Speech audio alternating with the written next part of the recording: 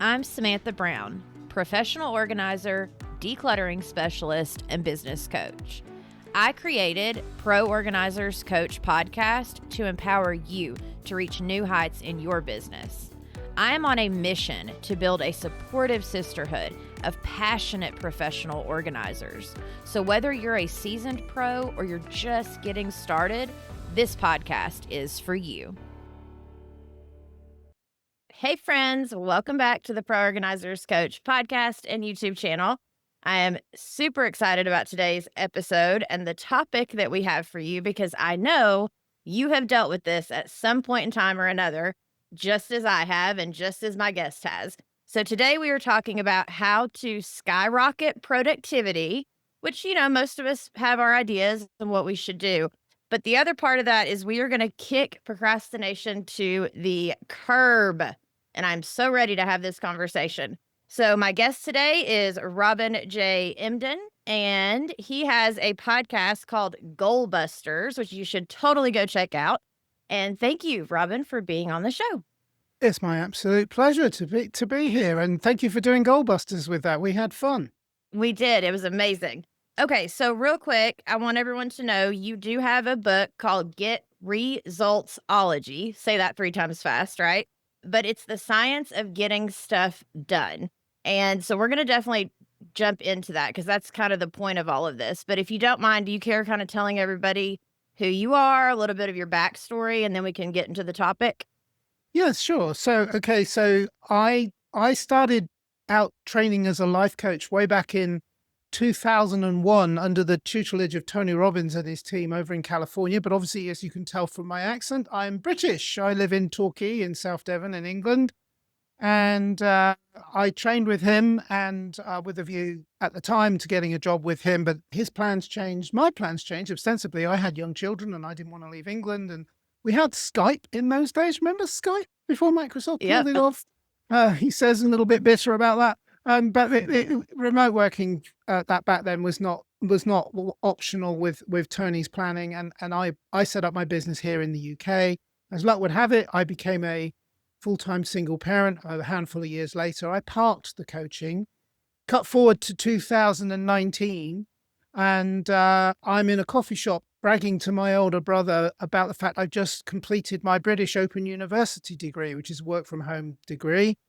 It's a home study course, and my brother was falling asleep. The caffeine wasn't kicking in at all, and I thought, I've got to wake him up. I've got to say something. So I said, trust me to take 10 years to do something I should have done in 6. And he woke up and he went, why was that? And I thought, caffeine's working now, isn't it? And so I said, procrastination, and I laughed and changed the subject. And then when I was driving home, I was thinking, hang on a minute. Robin, you're a trained life coach. How dare you procrastinate? How dare you? What the heck are you talking about? I thought, well, I really need to square that circle. So then I asked myself a couple of coaching questions, which, once you learn these skills, you never forget them. And they're great questions, which is where else in your life, Robin, has this procrastination behavior turned up? And I thought, oh, crikey, everywhere, absolutely everywhere. And then the second question is, okay, so what does it cost you? And I thought, and by the time I got home, I was really angry with myself at the thinking about it's actually cost me a lot in every conceivable aspect of my life, from relationships through to finances, career, health, everything. And I was really, really emotionally upset, as you can imagine. I was thinking, well, what the heck's going on? And I realized that over all of that time, I'd been in denial about it. I rang my brother, actually, who used to be a mental health professional. I'd done over 100 days training with Robbins back in the early 2000s. So I thought, between us, I rang him up. So just remind me, what's the cure for procrastination? And I had a little mental pen and paper there. And I thought he'd just rattle off a quick sentence. Oh, Robin, come on, you know this. And I thought, yes, I know this. But he didn't say that. There was absolute silence and then a sharp intake of breath. And then he said, you know what? I'm not sure I really know. Well, he probably does now because we've talked about it a lot since then. But I thought, oh, crikey, what the heck's going on? Well, the first thing was I needed to recognize that I'd always treated procrastination, Samantha, like to treat the common cold. Before the age of COVID, if you had a bit of a sniffle, you just, I've got a cold, so what? I'll work through it, not a problem, hopefully it won't get terrible. we just worked through colds, didn't we? And I used to do the same with procrastination. Oh, I'm procrastinating today. Oh, I'll do it tomorrow. The procrastinator's mantra. The trouble is, tomorrow becomes the next day, from the next day, the next week, the next month, the next year, and in my case, the next couple of decades, really, before I Mhm. finally woke up and went, hang on a minute, you need to own this. You are a chronic procrastinator, Robin. You need to own this and you need to do something about it.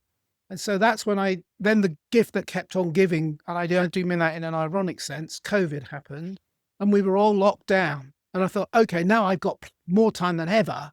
So I started researching it. And that was like 5 years ago, 3 years of a deep dive into what's out there about procrastination and productivity. There's loads, but I thought I need to bring it together in a way that is coherent for people and easy for people to understand, because there was a bewildering array of, like with anything on the internet, whatever you ask it, you can get a million different answers and none of them will be the same answer.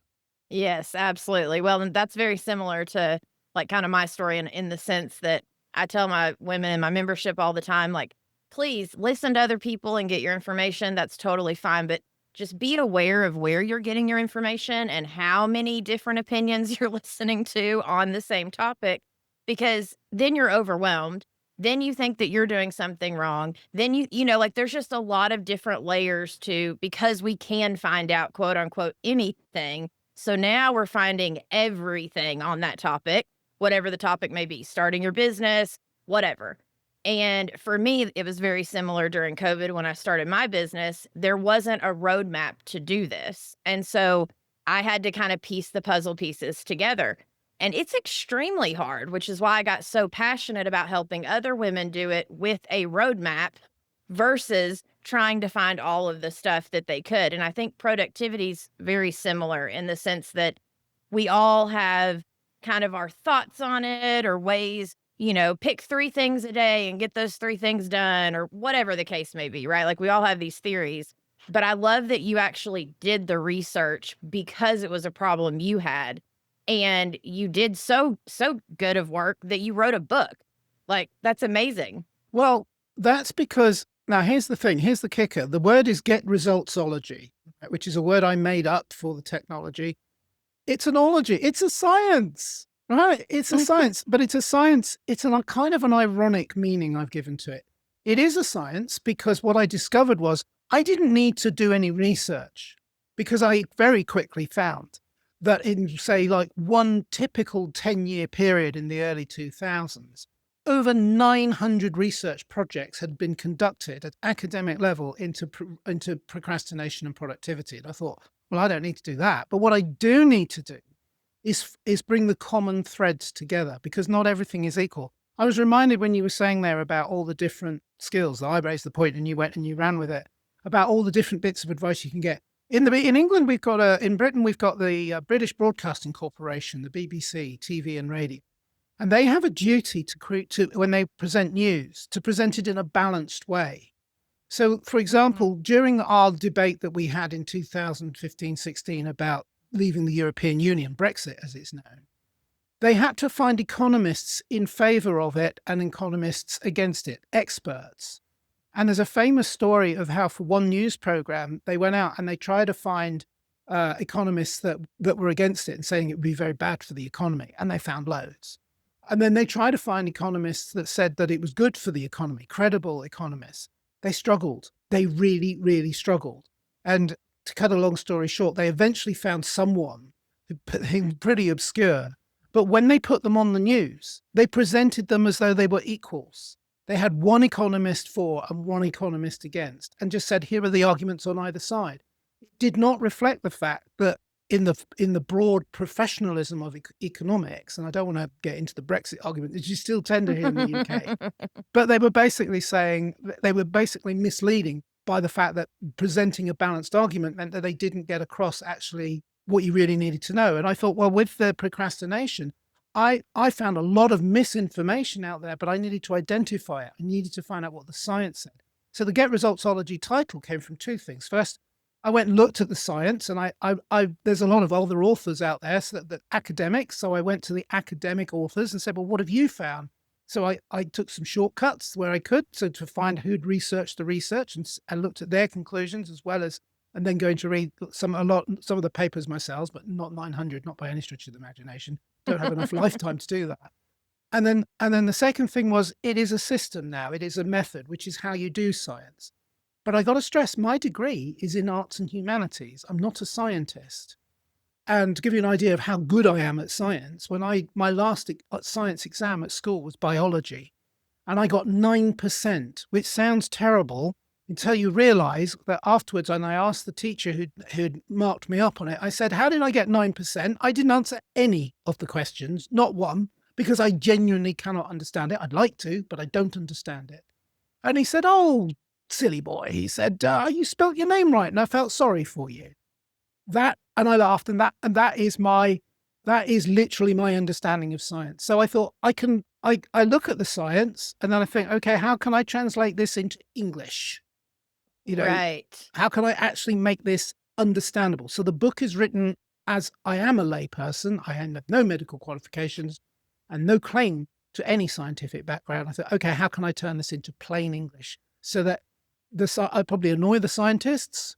But I think there's quite a lot of people out there, they're not scientists, but they do work for themselves. They have their own businesses, and they'd really like to understand at a level that is easy to remember. 1,000%. So I know you and I had a conversation before we hit record. The book is set up where it has 3 sections, essentially. Do you mind kind of touching on those real quick? Yes. So yeah, real quick. So I don't do real quick, but I'll try. So section 1 is understanding. You need to understand the problem. Someone said to me when I sent them an early copy of the book, oh, just tell me what the fix is. And I said, what, you mean like give you a magic pill? Do you think I'd produce a book if there was a magic pill? I'd be selling the magic pill. Honestly, why would I write a book if I could just there isn't a magic pill. You need to understand why you procrastinate. And the way to think about that is very simple. If you get to the end of the next 12 months and you look at your finances and your finances are in tatters and you're like, well, what do I do about it? You can do anything about it. You can always make more money. Now, you can't do what governments do, which is print money. You get sent to jail for doing that. And you can't rob money, which you get sent to jail for that. But you can find a way to make more money. There is an infinite supply of money in the world. There is. And it's just a case you've got to figure out how to legally get some into your bank account and your pocket. So that's easy. But procrastination is a thief of time. And when your time is stolen, you do not get it back. It's gone for good. So at the end of 12 months, if you look back over the last 12 months, or in my case, over the last several decades, can't get them back. The times that I wasted in those decades, I've wasted them. I do not know how much time I've got left. That's an unknown. But I do know that the time that I lost cannot be made up. So the time to catch procrastination is when you are doing it or you are about to do it. I still describe myself as a chronic procrastinator, and I catch myself going into it every single day. But I understand now why that's happening because I've written about it. I've researched, oh, that's what's going on. And that's why section 2 of the book is about how do you strategically get out of it? How do you skyrocket your productivity and kick that procrastination to the curb? Because something like 95% of us self-identify as procrastinators sometimes. Well, so what? We all procrastinate a little bit. But of those 95%, 1 in 5 will tell you that they are chronic procrastinators, as in it's life-changing. It's a major problem. I'm one of those. That's why it was such a big thing for me. So I thought, okay, let's find the strategies that work. There's plenty of them out there. There are common themes. They're not hard to find. It's all about getting motivated, how to do it. Now, just to understand, by the way, something easy for people to remember, we procrastinate because we're hardwired to. It's in our brains. It's in our DNA. It's part of our survival mechanism. And the easiest way I can describe it is if you go back in time and you imagine you're hiding in a cave from a man-eating bear that's outside that wants you for lunch. Your procrastination is there because you've got to go through this thought process. Well, do I go out and kill the bear because we're going to starve in here unless we get rid of the bear? But the bear might actually kill me. And so your procrastination is like, yeah, maybe I'll just wait for the bear to fall asleep. Maybe I'll just wait for the bear to go away. That's what's going on. It's a survival mechanism. And although the bear has gone, we now have landlords that want their rent. We have utilities that want their bills paid. We have bosses that want us to do things. We have all sorts of things pushing us around. We have bad health. amongst our own and amongst our loved ones that impact us and feels very threatening. So all of that is going on in your mind. So you need strategies to work out how to get past them. And then the third section of the book, told you I couldn't be brave, is another M. There's motivation is what strategy is about, but then you need momentum. And I realized that was the missing link. There's a ton of material out there about how to get motivated. But I have behind me in a cupboard, I have a literal cupboard full of planners and schedulers and all the most amazing, wonderful, weird, wonderful, crazy ideas. Some of them are brilliant about how to get productive. And I've used them all, and they're in a cupboard for a reason. I stopped using them. I don't even remember when I stopped using them, but I thought, oh yeah, I remember that. That was really good. Oh, wait a minute. What? It's in the cupboard. Oh, that one's, oh, it's in the cupboard. I lost my momentum. And so the third section has some super advanced strategies for building momentum, including what encouraged me. The science kept shouting at me, the real motivation, momentum driver is accountability, external accountability. Because when you have external accountability, when you're working for yourself from home, I've got a nice coffee machine, I've got a nice view from the window, I've got flexible hours. I can't recreate external accountability because it's external to me by definition. Internal accountability, people that do that, they're amazing. Whenever somebody says, oh, is that a thing? Procrastination? Really? You do that, do you? I go, oh, tell me more, because clearly you don't. Success leaves clues. But the majority of people do struggle with procrastination, and external accountability I found was a real winner. And that's why I restarted my coaching business. I thought, well, I could do that. That's how I could add value and serve people. But actually the book is self-help. 95% of it is just about how you can help yourself, and you may never need the external accountability. But it's what I call the belt and braces approach, the British idea of holding your pants or trousers up to have a belt and braces. External accountability will do that. I love it. And you did go very quick. I appreciate it. You did awesome. So here's what was going through my mind for each thing. So the understanding, because I look at everything from, as a professional organizer, how does this either help me in my business, like in the back end and with what I'm doing, or how does this help my clients? And what I love about yours is it's actually both in a lot of what you said, right? It can help us in our business, but it can also help our clients when we're working with them. But I know no one, especially the people listening to the podcast, and then even on YouTube, I have it switch back and forth, so they couldn't see me. But when you started talking about momentum, I was like, yes, yes, because I am constantly, when clients call me and they're like, okay, I need to do my whole house, or I need to do like these bigger projects that aren't just like a 1 or 2 session and done kind of thing, I flat out tell them, listen, we have to get the momentum going. If we do not get this momentum going, we're not going to make it anywhere. Or by the time we get to the kitchen, the other room is going to be back to chaos, or, like it's just, it doesn't work if there's no momentum in organizing. And so that Yes. makes sense that with, the getting results and stuff, of course you need the momentum. But there are very few people that I've heard talk about momentum. Yes. And with a lot of my clients, the second I say it, they're like, oh, that makes sense. Yeah. Yeah. So I love that. I am so, so happy that that's part of what you've realized. And then also, strategies to get out of it. Like you said, we need to understand, we have to first and foremost understand what's our goal, what's the problem, what's the issue, what's happening, all the things. Same with our clients. We have to help them understand that, here's where we're at, here's where we're wanting to get to. Then we need a strategy to get there, but then we need that momentum and accountability. Huge. I love it. So good. Yeah, exactly right. So here's so I'm going to give you now what I call the crown jewels of the tech. There's quite a few things in the book that are really important, and if we have time, I'll get to as many as I can. But I'm going to give away the best bit as far as I'm concerned, because it goes straight into the science. You got to understand what I said earlier. Procrastination is an inside job. It's as natural to people, fearing about that man-eating bear, as it is to being hungry and I've got to eat, or the reproduction drive. All of that is natural. Procrastination is nature. It's hardwired into your brains. Now, what I discovered was I did have to look at the biology. I had to look at the neurology. I had to look at the psychology, all the ologies, you see. That's why I came up with GetResultsology. So So looking at all of those, I thought, okay, so what does the science tell us? And the science actually breaks down. So with apologies to the scientists listening or watching this, I am not one, and I'm going to absolutely murder the science now. But that's because I'm very outcome driven, and I want to get to the point of what I'm saying, which I hope will be helpful. So the science is that there are two parts of our brain that we're interested in. There's the first part that sits right at the center of our brain is called the limbic system. And the limbic system is where your fight, flight, or freeze response kicks off. And it's instinctive and it's instant. If you have a man-eating tiger running at you, you don't want to stop and think, oh, what shall I do about that? You don't. You just go, run! Now, you can't outrun a tiger, but that is your instinct. Well, maybe you could fly. That's flight. Maybe you could freeze. Maybe you could whatever, right? I mean, what I always tell people is put your trainers on if you're with someone and they'll say, well, why are you doing that? You can't outrun a tiger. And you say, well, I can outrun you. And that's all that matters if I want to save my life. So there's that. And it's powerful. It's powerful for a reason. Our brain, actually, our entire brain exists for only two reasons.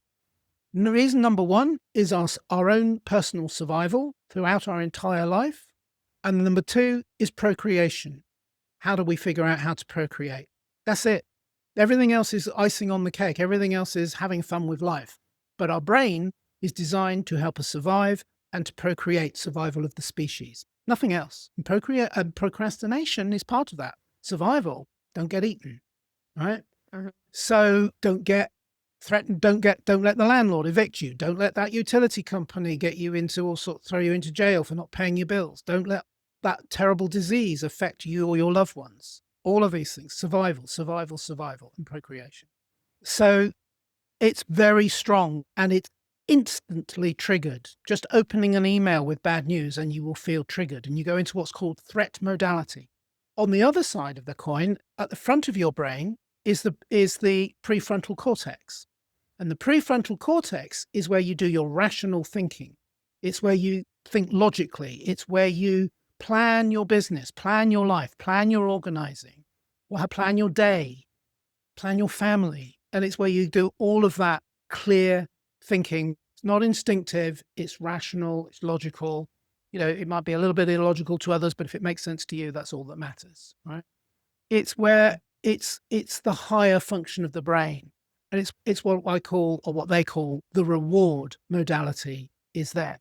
Now, if you're under 25, here's the kicker. If you're under 25, it's not fully formed. And if you think about it, the largest group of people in the world that procrastinate and are known for it are students. Well, hello. They don't have a fully formed prefrontal cortex yet. They're still in their limbic system. They're still busy procreating, aren't they? Let's be honest. Like crazy, right? Right. But the prefrontal cortex it is not yet fully formed. It's not dominant. And even when it is fully formed, it's not as strong as your limbic system. It takes time to get it going. So that's the science. 3 words, and then I'm done with the science because my brain is already starting to catch fire because I can't retain it. It took me ages to just remember this. You need 3 neurotransmitters to get yourself into a highly motivated and momentum-driven productive state. I hope you're taking notes because I'm going to rattle them off fast. You need dopamine. You've probably all heard of dopamine. It's a famous one. Dopamine addictions and all of that. The dopamine thing in your pocket, that's your phone. It's the happy neurotransmitter. It's what makes us feel high. Dopamine. That's why it's famous. It's the celebrity neurotransmitter. Then you need noradrenaline and you need acetylcholine. You what? Pardon? Sorry? Yeah. Noradrenaline and acetylcholine. When I read those and I realized that you need all 3 to be in your productive state, I thought, I'll never remember those. Not in a million years. What I will remember is what they do. And this is how I describe it. I came up with my productivity trifecta because it's the productivity, that's what they are. My productivity team. I decided to call dopamine the conductor, like the conductor of an orchestra. And the conductor of the orchestra resides in your prefrontal cortex, and it brings a cacophony of all the different noises, all the different instruments, all the different demands on your time together into a coherent sound. They give them the music, they rehearse them, and then they create the music of your life, right? That is the conductor's job. Captain of the ship, if you like, if you want to use a different analogy. But let's stay with conductor because I like the conductor and I like music. Then that's the dopamine. Then the noradrenaline, that is the fun-sized warrior. Now, the word adrenaline is in there. That gives you a clue. We've all heard of adrenaline. Fun-sized warrior. What do I mean by that? I don't mean a big warrior like a soldier that takes you into battle. I mean, you need that if you're a literal soldier. But that also triggers another neurotransmitter called cortisol. And we don't need to know much about that except to know that when cortisol is present, you are in full fight mode. And you need that sometimes, but you don't normally need it when you're trying to tidy the living room. You don't need it, right? You don't normally need it when you're trying to fill out a spreadsheet. It's too much. You're too much so you on edge. need the adrenaline essentially, but you don't need that much adrenaline. You don't need that much. It's a fun-sized warrior. You need fun-sized. As James Clear says in his analogy of Goldilocks, you know, not too much, not too little, just enough. Yes. Right? And so I call it the fun-sized warrior, like fun-sized chocolate bars that you can have in your lunch boxes, although no one can afford chocolate these days, but in the old days when we could, right? So fun-sized. And you need that on your shoulder. I always depict it in my graphics, or little fun-sized warrior on your shoulder. Just come on. Now, for example, right now, the fun-sized warrior is keeping me on the edge of my seat. If I sit back, which I won't do because I'll lose the sound, but if I sit right back and relax, I'll lose my train of thought. Now, I do that anyway, but I'll completely lose it. I'll be away with the fairies. I won't know what the heck we're here for. Who are you again? What are we talking about? What's my name? Right? But on the edge of my seat, that adrenaline, that noradrenaline is flowing. And the fun-sized warrior is just keeping me just that little bit anxious, that little bit stressed, because I need that to keep myself moving forward, momentum. The third one, which was acetylcholine.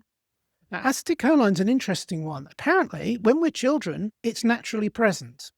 And if you think about it, when you're a child, although childhood is a long period of time, 10, 15 years, it's actually the time of your life when you learn at your most rapid.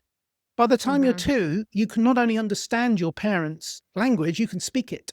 Now, tell me any other language in the world that you can learn in 2 years flat, fluently. Right? Fluently.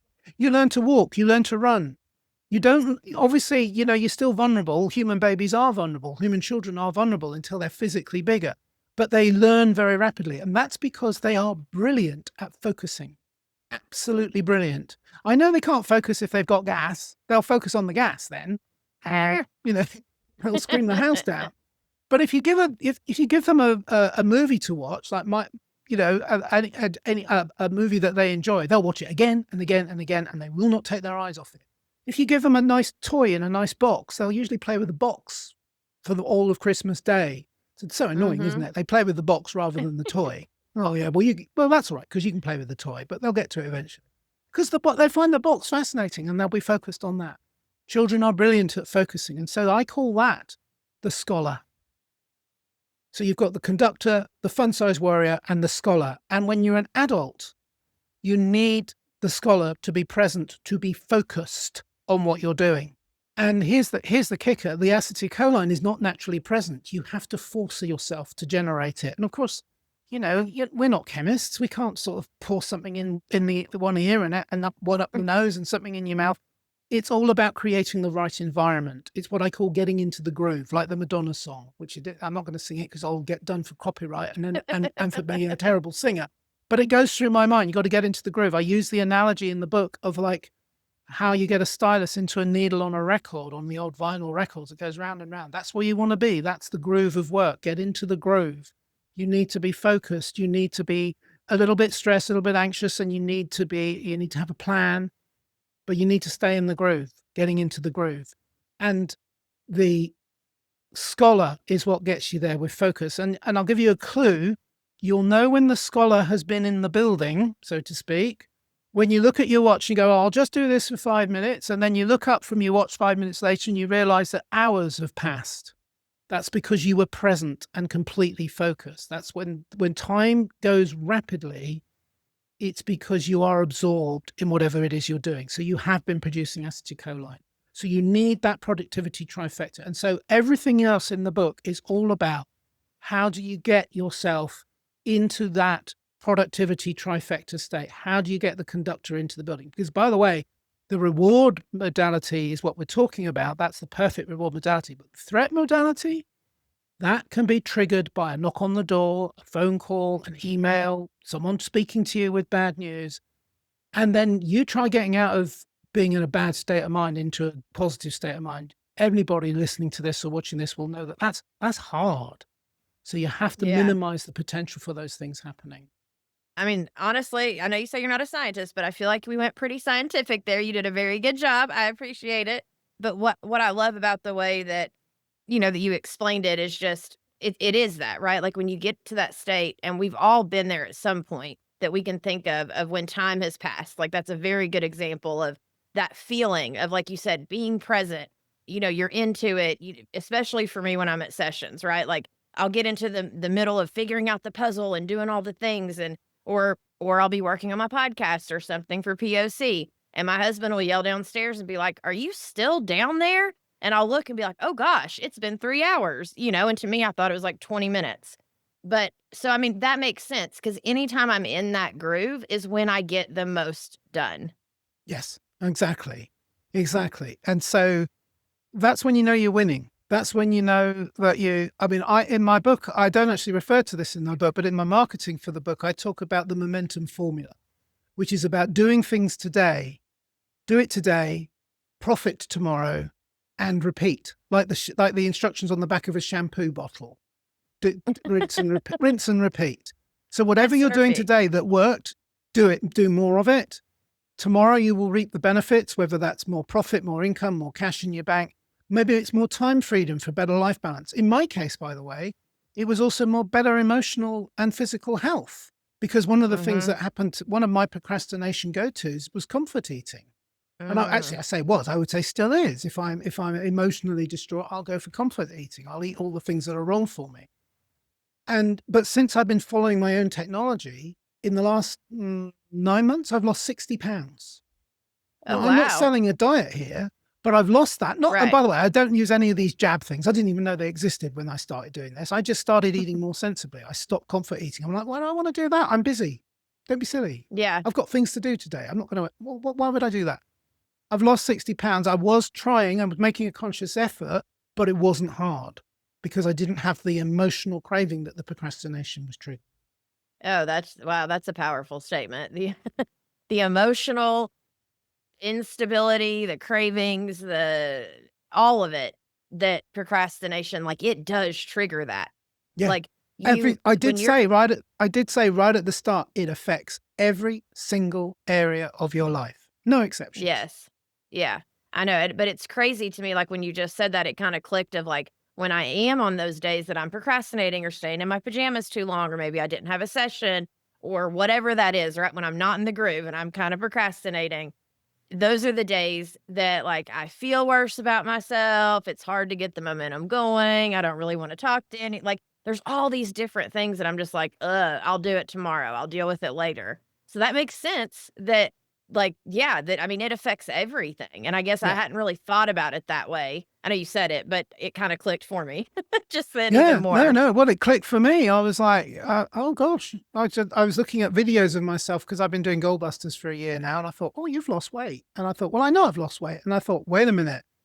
How did I do it next time? And I've never been able to do it before. And I thought, oh, that's because I'm just busy. And I'm enjoying your life. Yeah. Instead of procrastinating and being stressed out and all the negative things, you're enjoying life now. Yes. I love it. Also the critical point is to remember procrastination are familiar behaviors, things that we are comfortable doing, as opposed to the uncomfortable things, the things that we don't feel passionate about but have to get done.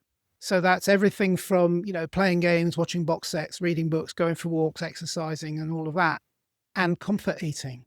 And it's all about doing things that we find easy and familiar and we feel fulfilled doing them, but they're not necessarily anything to do with us getting productive. Or if they are productive, they may be productive, but not on things that really matter.